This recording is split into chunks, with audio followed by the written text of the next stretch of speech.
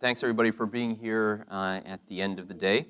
Welcome to all, and the title of this panel is Less Desirable, Less Affordable, a look at housing costs and taxes. And so what we're going to do here in this panel with the three esteemed panelists we have is to explore how high rates of taxation, high housing costs, slowing population growth, and changing demographics in California may pose challenges to the outlook for the state going forward. So what I'd like to do is just briefly introduce the three panelists, and then I'm going to turn it over to each of them. Each of them are going to talk for around 8 minutes with individual presentations. Then I'll have some questions for them, and then we'll turn it over to the floor. So directly to my left is Shannon Peloquin. She's a partner at McKinsey Global Institute and a co-author of a very, very interesting California housing report on California's housing crisis. So she'll be speaking about that. Chris Campbell is over at the end. He's a principal at Deloitte, and he is an expert in the revenue and tax structures of California, so he'll be speaking about those. And then Irena Asmundson in the middle is the chief economist for the California Department of Finance, and she's going to be providing some insights into California's changing demographics and population, and what that might mean for the future in terms of tax burdens and costs of living. So without further ado, I'm going to turn it over to Shannon for the first presentation. Great. Thank you so much for having me today. Happy to be here and to share the work that we did a few years ago on closing California's housing gap, which was completely funded by McKinsey as a partnership between our McKinsey's Global Institute, our economic think tank, as well as our capital projects and infrastructure practice, trying to understand what we knew about the affordable housing crisis globally, but more importantly, bringing that to bear in the developed marketplace. And as we thought about where we could test that knowledge, no better place than close to home. And that's the work that we did in 2016. So 3 things that I'll cover today. One was trying to understand, is there actually a problem? Can we bring some facts to what was and continues to be a very heated discussion? If there is a problem, how big is it? How do we define it? And given those definitions, then how do we solve it? And I apologize, my microphone is a little wacky, so bear with me as I adjust it. So first thing is there a problem? And everyone earlier today, I think, has stolen my thunder with, yes, there is a problem. But we'll talk through some of the numbers behind that. So if you take a look at the past 5 years, the past decade, and there have been great slides across other presenters today, we know that we actually have what should be a good news story: population growth, income growth, etc. The issue is, especially as we think about what that income growth translates into for the average family, is that it hasn't kind of kept pace with some of the basic needs for folks evenly. And as we took a look in particular on housing, I wanted to say, has that population growth actually been matched by housing supply? And we took a look at the past decade to just try to get a sense for how have we done in matching population growth with additional housing units. And if you take a look, we took a look at what we'd call peer states, both those who have similar demographics or economic mix, land variation in terms of urban and rural mix, as well as those that we compete against from a regional perspective. And you can see that we are at the bottom of that illustrious group when it comes to the ratio of housing units added per population growth. And in fact, if you take a look at New York, I think this is one of Lieutenant Governor Newsom's favorite sound bites. New York, as an example, has actually added 80% more housing units per capita over the same time frame, the last 10 years, than California has. So is this a near-term problem?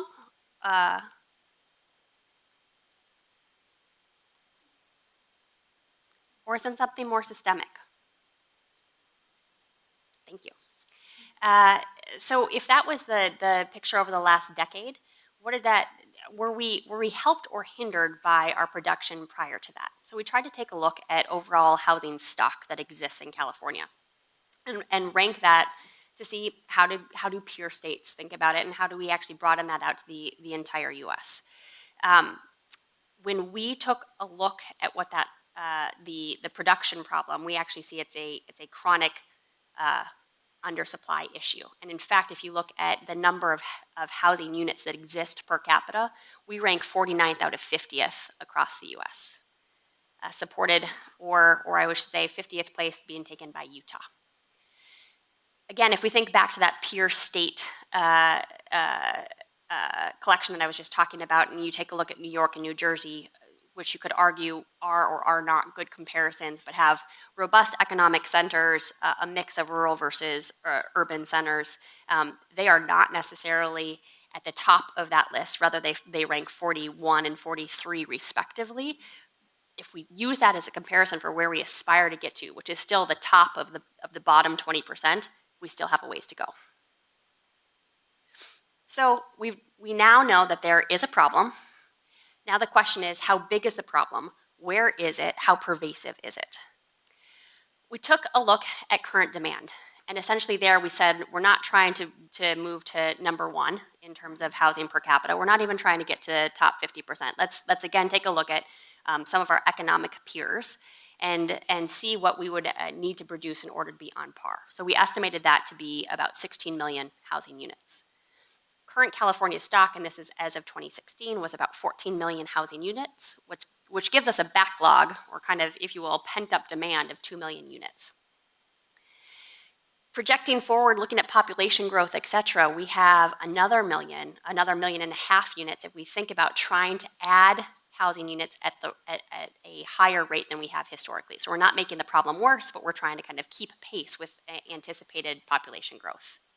So the total housing units that we need by 2025, we estimate to be about 3.5 million units. So how are we solving that on an annual basis? Well, at the time of this report, we were estimating that about 100,000 units were being built each year. 2017, that was actually 85,000 units. So you could say we were being gracious here in terms of our estimation. And over a decade, we'd say it's about 1 million units. So if you want to just talk about what's the need, what's the size of the problem, it's about 2.5 million units, and that's being generous. So it's big. Where is it? It's everywhere. So we took a crack then to say where are these housing, where is chronic undersupply manifesting itself in terms of affordability? And the eye-opening thing to the team as we were working on this was, it's not a Bay Area problem, it's not an LA problem, it is an everywhere problem. And this chart basically represents the gradation of how severe the housing crisis is. The takeaway is that in essentially every MSA in California, at least 30% of households cannot afford the cost of housing. We define the cost of housing, like the World Bank does, like HUD does, as paying 30%, or over 30% of your income on housing-related expenses. It tops out around 60%. So again, where is it? It's everywhere. Who does it affect? We often talk about and have a connotation around affordable housing as low income. What we did was then take kind of the 34 MSAs, or metropolitan statistical areas, across the state of California. We broke that into 16 different income bands, and we said who is actually being affected by the housing crisis. And the big thing is, about half of Californians are. And again, if you take a look at where does that actually fall across the income bands here, 100% of extremely low income, 100% of very low income, those making 30 to 50% of the area median income. So that's saying, for what the area median income is in LA, which is different than what the area median income is in Fresno, for that locality, 100% of folks are burdened by the cost of housing. And oh, by the way, if you go all the way up to those who are basically making the area median income, or even slightly more, those in the 80 to 120% range, more than half are struggling to meet housing costs. Let me just spend a moment or two on the percentage extremely unable to afford housing. On this, we define extremely unable to afford housing as those who are paying more than 50% of their income on housing-related costs. And at that point, you are pushing out education, you're pushing out transportation, you're pushing out healthcare. So again, as we think about like truly how is this impacting folks' daily lives, it's significant and meaningful. So because we're business people, we like to put dollars to it. What is this problem actually costing the state? Two ways we looked at it. One was if you thought about putting the dollars to work, if they weren't going to housing above the 30% threshold, what would that look like? That's the $50 billion number. It's the annual housing affordability gap that we're asking people to pay above and beyond what we would consider appropriate. When it comes to what's the cost from not building and that chronic supply, that's the $140 billion number, and it's conservative. We used two things here. One is trying to understand the actual impact of the construction industry and what's at stake there and the multiplier effect that it has on the local economy. And the second thing is the consumption that folks are able to drive because they're not spending that much money, that money on housing itself, which again kind of varies by, has a different multiplier effect by income band. So it's big, it's everywhere, it affects a lot of people. And the question was, could we actually solve it in terms of supply? Or do we need to go, think about ways to populate the Mojave Desert? And the approach that we took was to use some geospatial analytics and say there's 5 different tools that we'd actually want to see to understand whether or not supply could exist to meet this demand gap that we have. And we took a look at 5 different things. One is building on vacant urban land. So these are areas where there's just parcels sitting vacant that are actually zoned for residential that haven't been put to work. The second is around intensifying housing around transit hubs. This is, again, thinking about how do you do transit-oriented design to help put housing where public transit exists. The third is around adding units to existing family homes. So this is the accessory dwelling unit conversation that you may have heard about. Fourth is around adding units to underutilized urban land. And let me just explain that for a moment. That is essentially saying we have a bunch of residential zoned land that may or may not be put to its best use. Best use being if there's a piece of property or a parcel that is zoned for a 10-unit multifamily dwelling, and it's only currently serving 4 units or has 4 units on it, we define that as underutilized because we're missing 60% of its zoning capability. And then finally, where it makes sense and where it can feed into smart growth principles, where could you build additional single-family home and what does that look like? So again, big problem. We know that it's everywhere. That said, there's an opportunity to solve it, and there are 5 different tools to actually hit the supply side. Now, how do you actually unlock that supply? And there's 3 categories here. One is, how do you think about changing the rules of the game for approving housing on high potential land? And again, across all of these, there are roles for the public sector to play, there are roles for the private sector to play. Here it's around incentivizing local governments to approve already planned housing, as well as to think about how do you accelerate some of the land use approval processes that increase costs of housing. There's a bunch of work to be done around unlocking the supply by cutting the cost and risk of producing housing. Things like raising construction productivity, which hasn't changed since 1968 when it hit its peak. As an example or comparison, agriculture has improved its productivity by 40% over the same time frame. Accelerating construction permitting, deploying modular construction, thinking about ways to be creative around reducing housing costs, and aligning impact development fees with housing objectives. And then there's this piece around ensuring housing access, because there are some things that the market won't solve for, especially when it comes to the extremely vulnerable or extremely low income folks. And how do you actually think about prioritizing state and local funding for that, attracting new types of investors, patient capital in philanthropy, and then finally augmenting that with regulation that supports those goals. So look forward to your questions.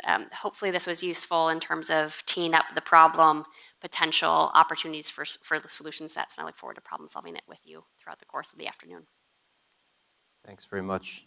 next. Shannon, that was very interesting, and I hear you say only 85,000 new units in the entire state of California in 2017? I mean, that's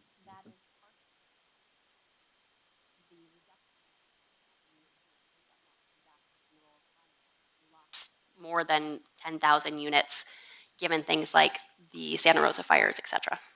okay. Sobering. Thanks very much. Yes, Chris. No, am I next? Yes. Okay, so I think this is a little different. I'm not talking about housing, so I'm going to talk a little bit about tax in California and probably respond to some of the comments that were made earlier today. Probably should have just stood up while those people were still here, but a couple things. You know, this is a slide that says what you've already seen several times. We rely on the personal income tax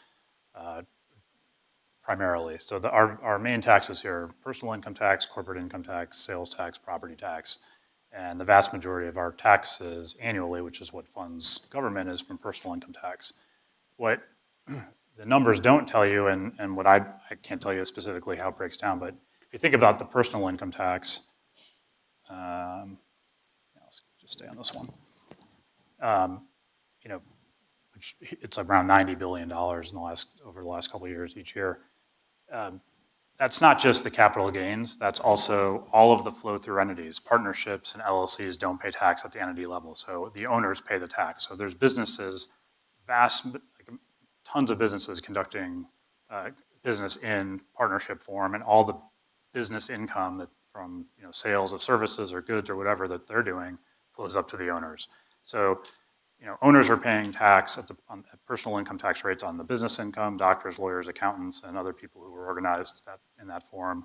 And then on top of that, then you have capital gains if somebody sells a company. So it would be nice, would have loved to have seen from the government somebody break down the difference between the amount of revenue that actually comes from capital gain and the sale of equity versus the business, the tax on the income, like the solo practitioner and the flow-through income, because that's not going to go away. As long as you've got businesses producing revenue and they're making a profit, then there's going to be tax, personal income tax revenue. The variability really does come in at the capital gain level, I think, and also when there's a downturn, then people have losses as well. But I'll come back to that in a minute. And again, the corporate income tax, again, it's a very small amount of our revenue, but honestly, certainly in my area, and I've been practicing tax law for 20 years, most of my clients are individuals, partnerships, and flow-throughs, very few corporations. And I'm from LA, I should say, so most of the big corporations that we had 20 years ago when I first started aren't there anymore. And more recently, the Toyotas and the Nissans and everybody has left and gone to Texas. So my whole world is not Silicon Valley. It's much more the partnership world and the high net worth individuals. That's where I'm speaking from, my experience.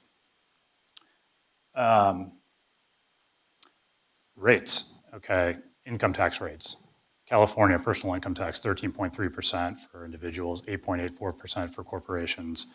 And you can just look, we're clearly the highest.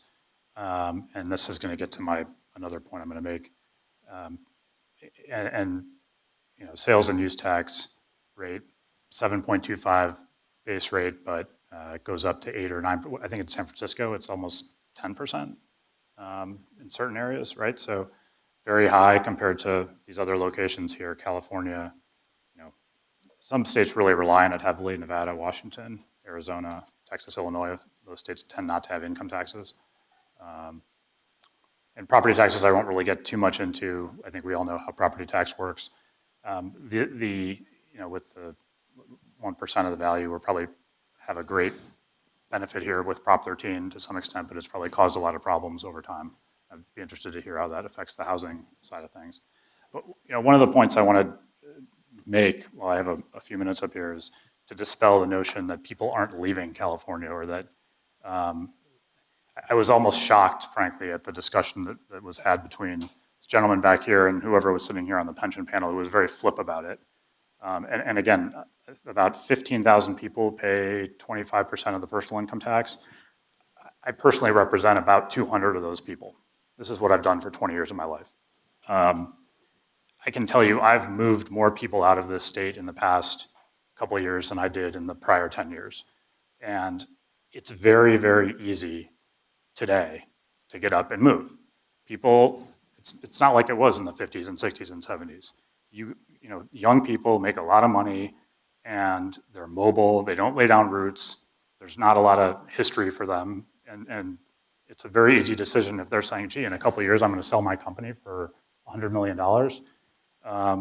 Yeah, I can easily move to Texas, Washington, Utah, Colorado. I can have a great quality of life, a big house, you know, wonderful standard of living, and not have to deal with all the problems and the mess of California, including the transportation issues, the overcrowdedness, the high taxes. I mean, it's a disaster here for some of these people. And I see it all the time. And yes, it's true that for all of those people, there's still gonna be 15,000 people here that can afford to pay that, and it'll stay, and that's fine. But it's really, if you look at what's happened over the past several years and you say, why does Texas have a booming economy for startups? Why does Utah have a booming economy for startups? Colorado, et cetera, and you can go to all these different states. Those are all people that California could have had. So the opportunity cost is there, and as those people grow and grow their businesses there and lay down, you know, roots there, have families there, that's all sorts of money and wealth and income that's not being spent in the California economy. And that's what I see as the real problem. And what, to me, one of the biggest takeaways today, and I'm really honored to be here, frankly, and I learned a lot, is you look at go back and look at our tax rates, and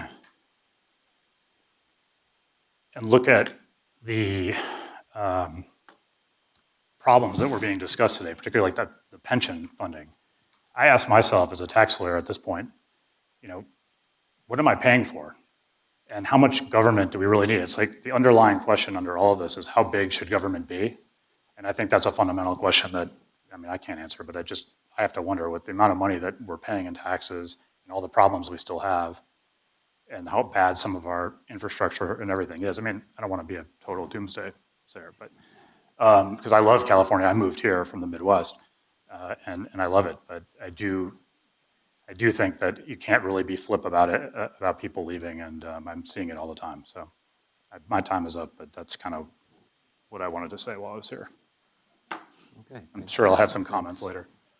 Thanks very much for that, Chris. I'm actually working on, I'm Josh Rauh, by the way. I'm a senior fellow with Hoover Institution and professor of the business school. I'm also working on some research that's looking at movements of high-income individuals out of California, particularly after Prop 30, and haven't released the paper yet, but it'll be released in the next couple months, and it's there in the data in a pretty serious way. So, so now that we're all kind of down, Irena, is there anything you can say to Irena? You have a PhD in economics from MIT or from Stanford, is that right? I was in fact supported by SIEPR. So if you guys are thinking about giving money to SIEPR, you absolutely should. It's a very good investment. Yes, I did my PhD at Stanford, and now I work for the state. So let me try and say something hopeful. Normally, I'm also the skunk at the garden party, but you know, taxes and housing and all of these collective action problems, the decisions that we make are an expression of our values. And for all of the problems that we have created for ourselves, we can also fix those. And you know, the governor kind of made a joke about how the government is best at solving problems that it itself created. But we as a society can also fix the problems, or it can, you know, help mitigate some of the issues that we have also created. And so anytime I get really depressed about things, because I look at a lot of data that is in fact very depressing, that's what I think about. I think about how we could do better.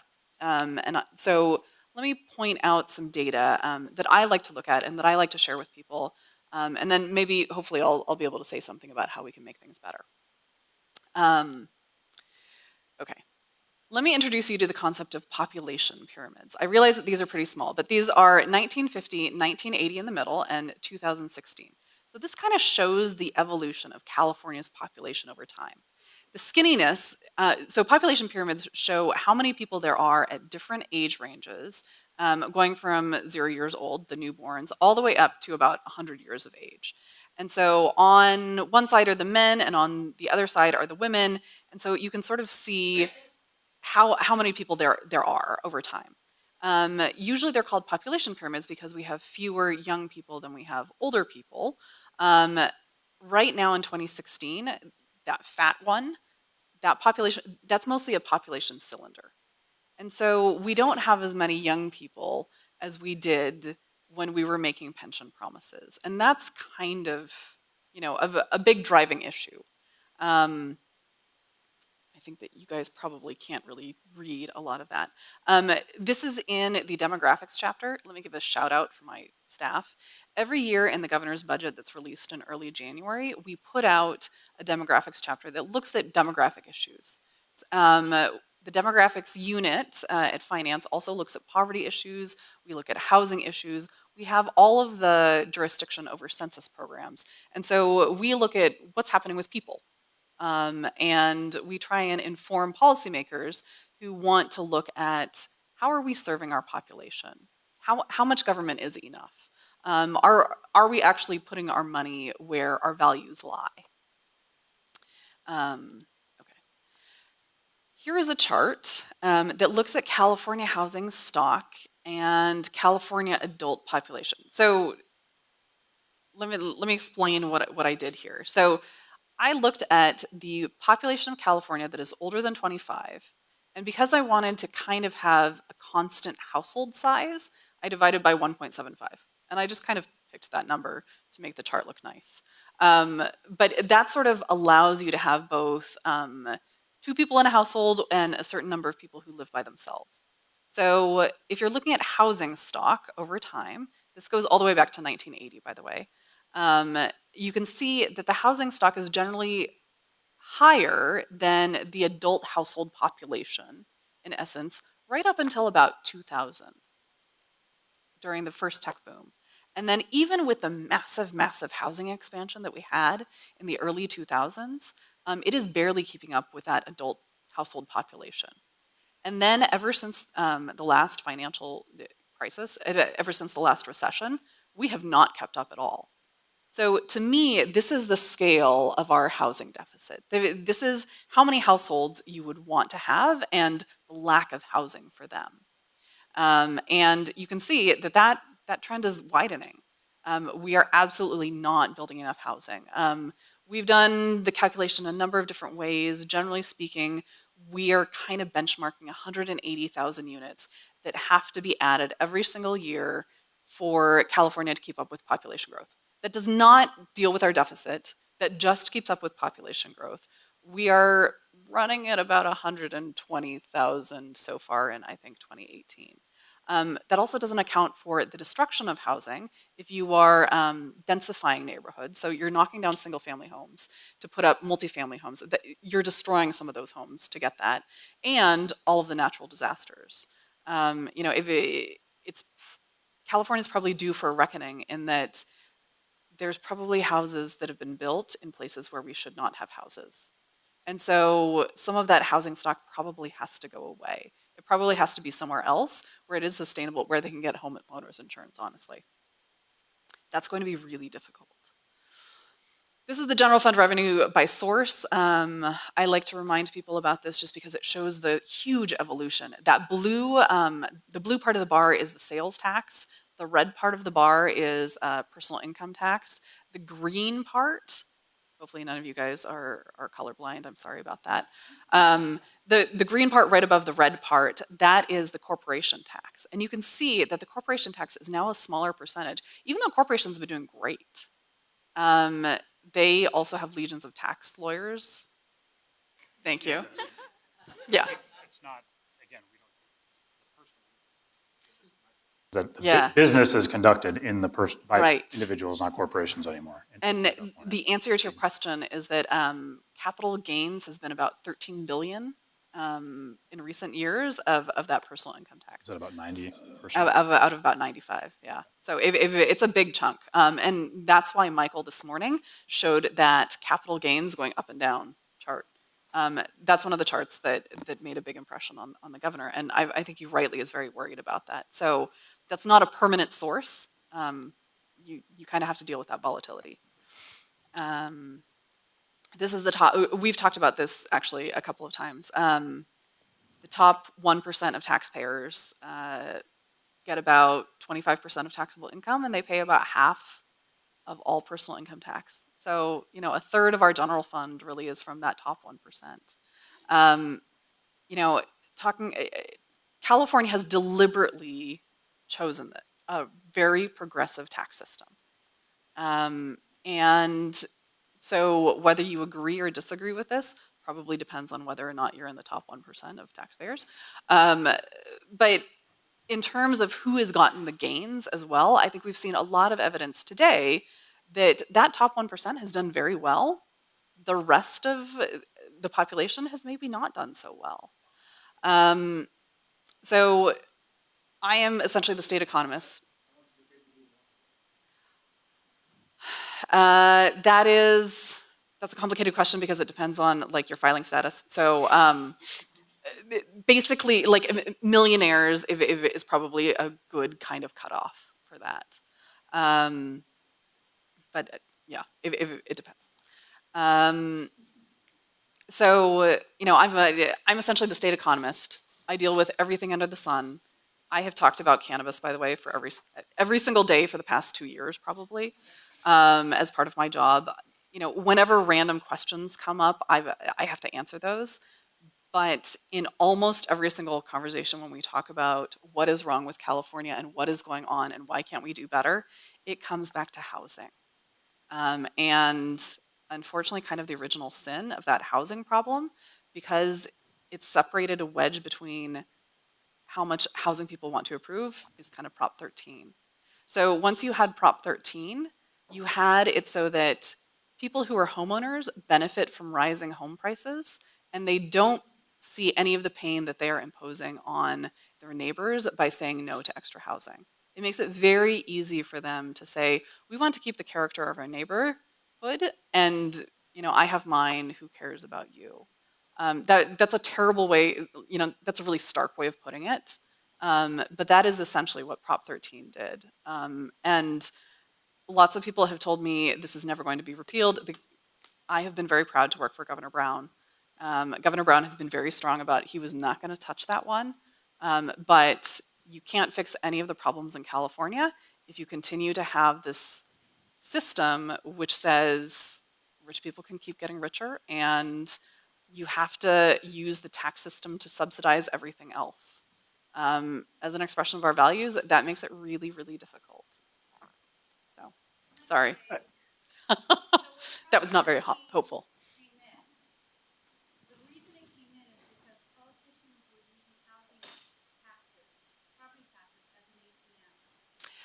This is a great. So, yeah. I take exception to your comment about why Prop 13 is there, and that, in a snarky way, I don't care about other people. That is completely not true. I've lived here my whole life. So I just find they were using it as an ATM. This is the other side of me not being fair to people who pass Prop 13. So the other side of this is that government was misusing the revenues.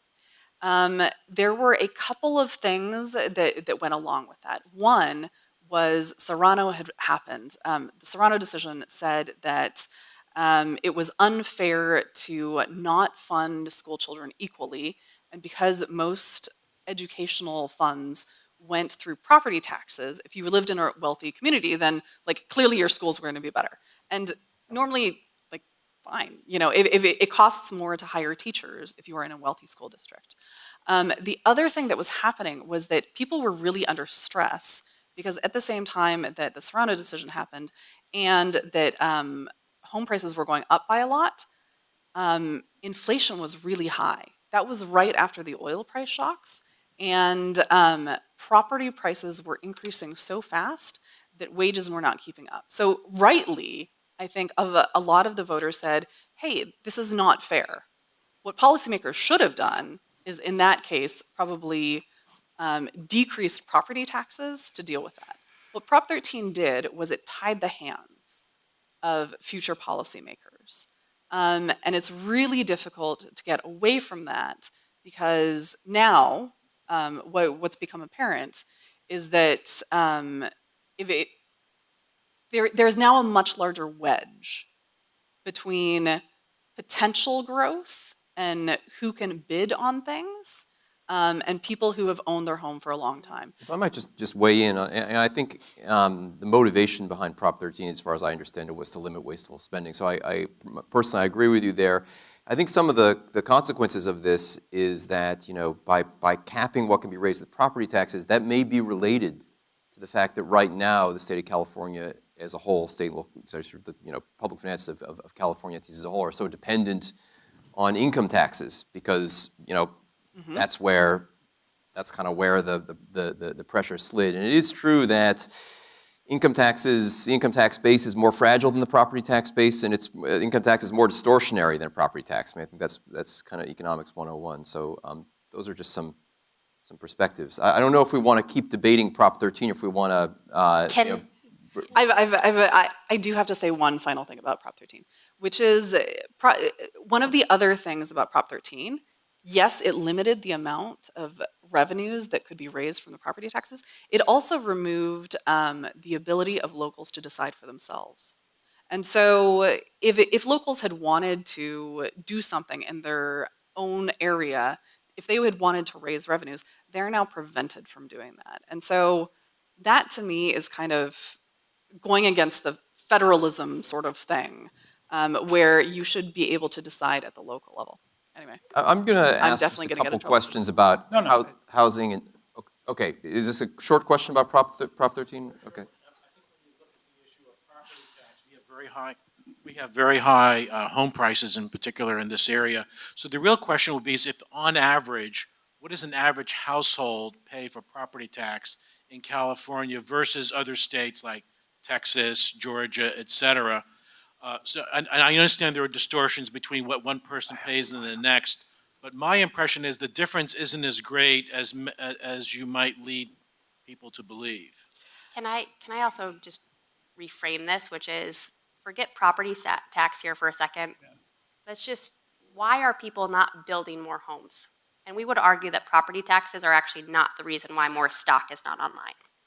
The reason why more stock is not online is because when we talk to developers across the state, it's very difficult to build in California. And it's difficult to build in California in a way that we haven't experienced in other places in the US. Chris, you made a great point around those places that the Texas of the world, the Washington states, Utah. It's actually a lot easier to get stuff built, and there's a lot more predictability into it. So I just want to broaden the aperture for how we think about the housing supply and demand crisis that we have. And we've tried to take a developer back perspective to say, what's actually inhibiting people? If there's high housing prices, we should have a flock of construction companies here building all over the place, and what's getting in the way of doing that? The interesting thing is, I came up from LA. I don't know how many people here go to LA. Maybe you don't, but LA is unrecognizable right now to me from what it was just a few years ago. There are more skyscrapers being built, and they're all apartment buildings as far as I can tell. On the east side of town, kind of going down south, kind of the old part of LA, Olive Street, the streets over towards the river. I mean, there's massive apartment buildings, and all of the people, I just started working downtown as opposed to in Beverly Hills in the last 2 years. All the people that work, the young people that are working for us, they walk to work. They live downtown and apparently the rent is super, super high, but they walk to work, and all of these buildings are being built. And I'm just curious, are you aware of that? Like, is that something that's is LA? Those are in all of our numbers. Okay, Yes, exactly. And so if you think about some of the we need more? exploration, I'm like, where are all these people gonna work? there's a number of things that we can explore on that dimension, but I want to be respectful, Josh, to questions. Well, I just wanted to try to frame, you guys can talk more about that. I just wanted to try to frame that discussion a little bit, because when you hear about why it is, you hear reasons that are thrown out there for why it is that we're not building more housing. There are usually three of them that I hear about, okay? One of them is zoning restrictions. There was a paper by three very well-known leading urban economists, Ed Glazer, Joe Giorco, and Raven Sachs, which said that in San Francisco, that zoning restrictions had led to an increase in prices by 50% of real estate. This was written in 2005. Okay, so if that were updated to today, I imagine it would be even bigger than that. So that's one place you see. Another place where the finger is often pointed is the California Environmental Quality Act.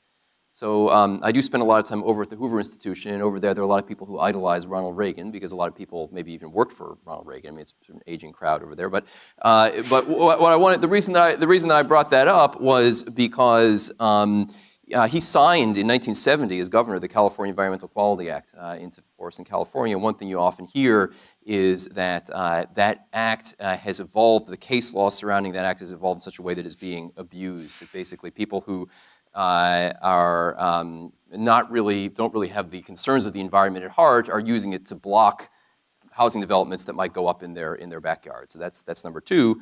And then the third one that a number of SIEPR affiliates have written some really great, interesting work on recently is rent control. So thinking about Rebecca Diamond's work in particular.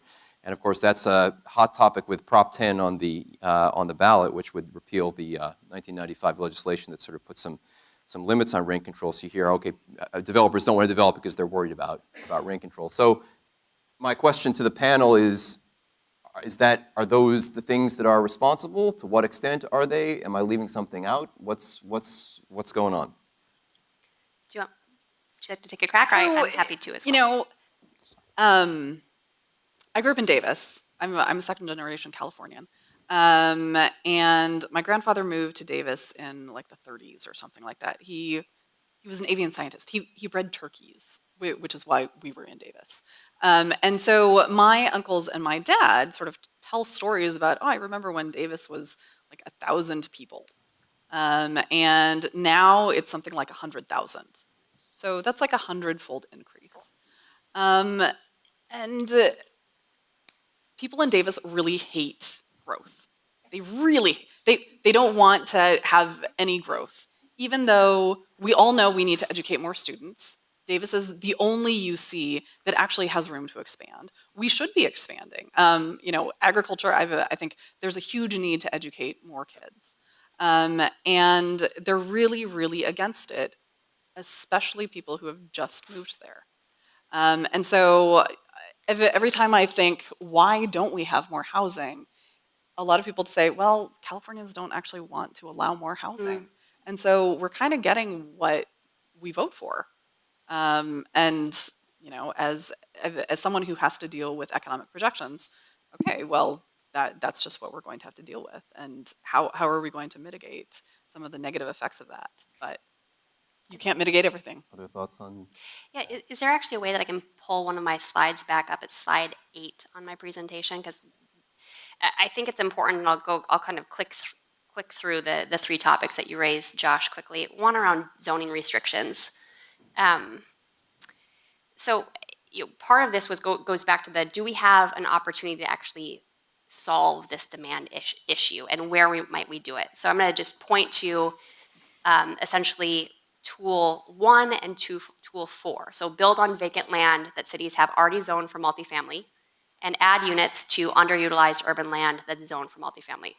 This assumes no change in current zoning. This is just what current state zoning is today. If you did those things, our low case estimate is that you get to about 600,000 units by just building what we've already zoned in current zoning requirements. On the high end of that spectrum, we estimate about 1.25 million homes. Again, if you go back to the gap around what do we need to solve for, that gets us a third of the way in the zoning restrictions that we have currently in place. So there's a little bit, I think, about myth busting. Are we really hedging ourselves in? Now, don't get me wrong, there's obvious opportunity to change, especially when it comes to transit-oriented development, how we think about densification and zoning, but there's plenty of opportunity without having to change perspectives on zoning right now. From a CEQA perspective, I think what we've heard from developers when we were having a series of conversations around why aren't you building is the unintended consequences of CEQA. I was actually, there's a little bit of finger pointing and misrepresentation. I think most folks in the real estate industry appreciate and value the intent behind CEQA. Where that kind of comes into play negatively, especially from a developer perspective, is around the predictability and the objectivity around how CEQA is applied. And that unpredictability and that subjectivity translates into higher costs of building, and oftentimes really translates into the time value of money being a huge factor in how developments don't get brought forward, and has a huge implication around end user costs, simply because you're waiting through litigation, you're waiting through, in some cases, up to 5 years of CEQA processing just to understand whether you can move forward or not. So again, that predictability, that objectivity that CEQA doesn't allow in its current form is a major impediment to development. Is that what you think the primary reason is, that these 1.2 million, low-hanging fruit of intensifying housing around transit hubs haven't been built? Or what's the reason that this hasn't happened yet? It seems like good analysis. I think if it was just CEQA, it would be an easier answer. I think there's a variety of ways to actually change it. And so I don't think, for us, again, if I think about the solutions to that, we see a set of mutually reinforcing public sector and private sector actions that can be taken. It's not just because of CEQA that stuff isn't getting built. One tax question. So can anything be done to reverse the flow of companies out of California? In particular, we showed you had the graph where the corporate income tax was just this declining, portion of California revenue. And to me, there are a couple things that are reflected there. One is that there has been a bit of a shift towards kind of pass-through entities. There's some recharacterization of income going on there. So part of it could be in there.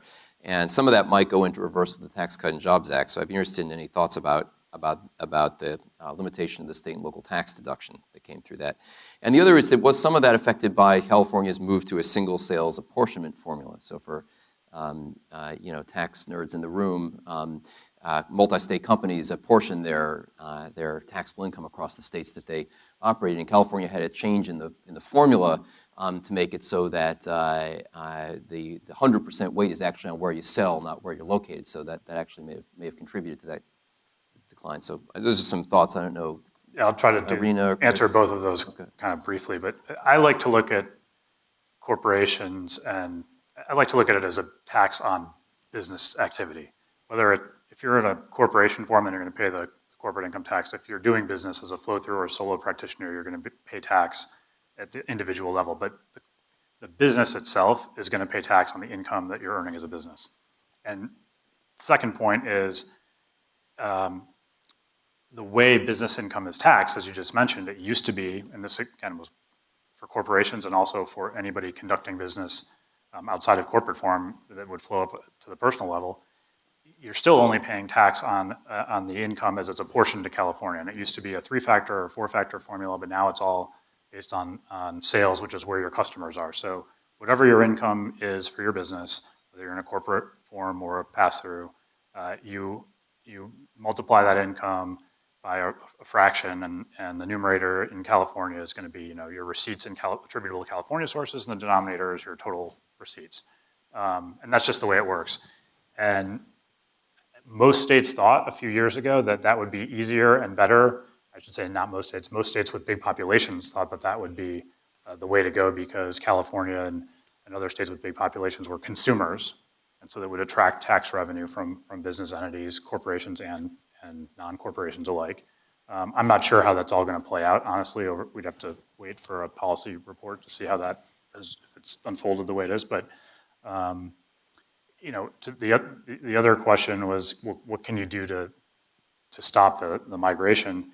It's not a tax issue the way I see it, and I've been doing, again, taxes for 20 years at the consulting level. It's really the regulatory framework of California, the business unfriendliness. It's why are we the 50th in the nation in terms of business? It's not the taxes. There's lots of people here with a lot of money and really good companies here who are willing to pay high taxes to be here. But why are people moving? It's not the taxes. It's something else is tipping. Certainly taxes are a factor, but honestly, it's the regulation. It's the rights given to workers. Sorry to say it that way, but whatever it might be, it's the insurance requirements. It's all of those things, maybe the environmental rules that are imposed on business. And maybe that's great. Maybe that's what we want to do as a state, and that's fine. But that's the result. You see a lot of that, right? So two big puzzles that are complicated my economic forecasting.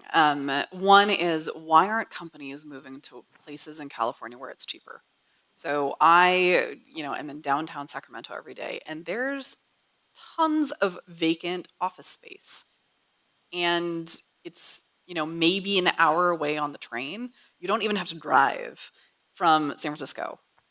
Okay, probably like an hour and 20 minutes or something with BART.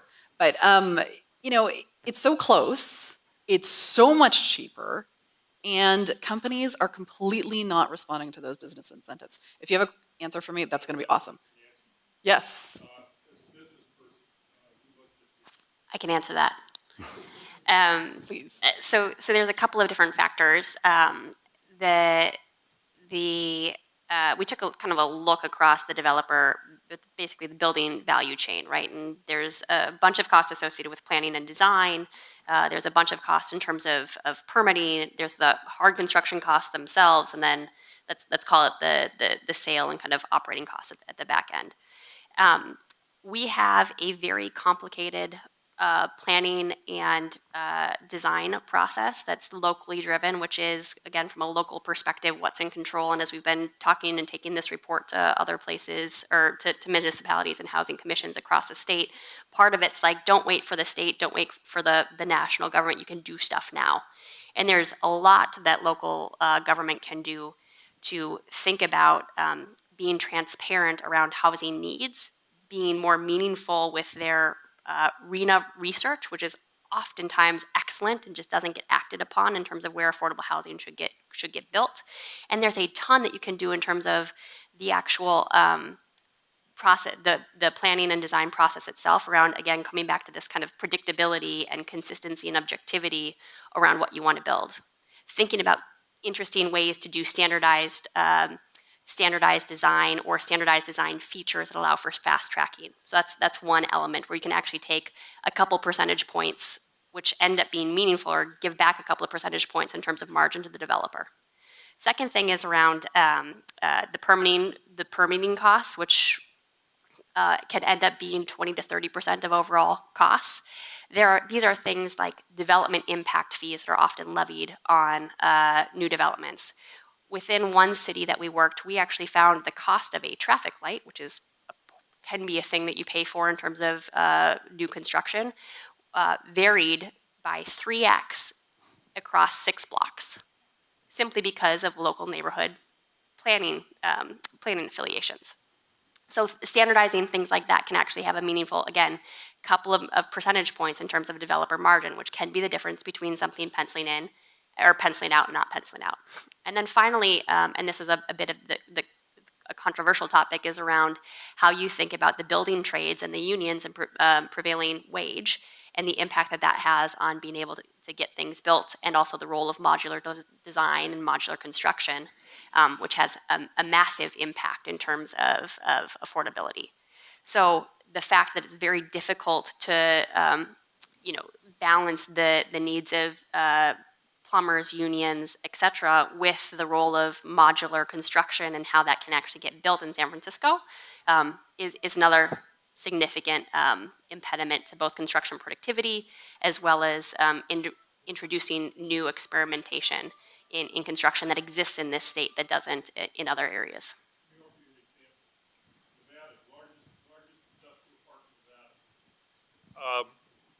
Basically, the owner of the property, all bare dirt when he bought it. And he had a vision of what he could do with it. And he went and got every square inch of that property pre-qualified. Yep.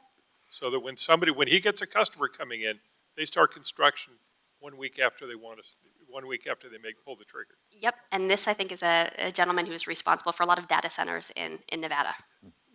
There's a question here from the floor. Yes.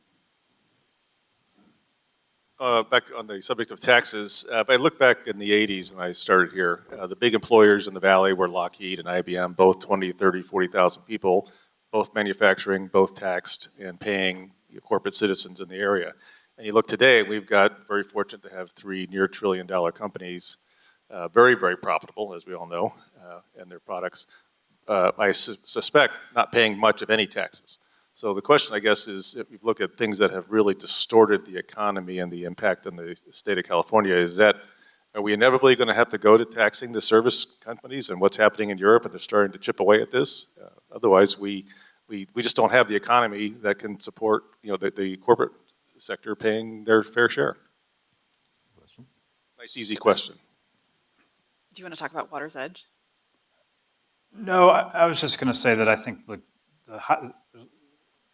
a little bit of a loaded question. I mean, there's income tax versus sales tax. First of all, sales tax, services aren't subject to sales tax, but as corporations and then anybody working for these big corporations, and they're doing really well, obviously, and a lot of the workers are doing well. I mean, they're paying income tax. So if you look at the impact of a Google or an Apple or whoever, they may not be paying a ton of corporate income tax, but their contribution to the state's income tax at the personal income tax level, I assume, is pretty large. Maybe somebody knows the numbers, but sales tax on services, though, if you start imposing sales tax on, Question is how would the tax authorities reach I them? don't understand that. This would be the base expansion to. That's a sales tax question. not Yeah. an income tax. So there's also.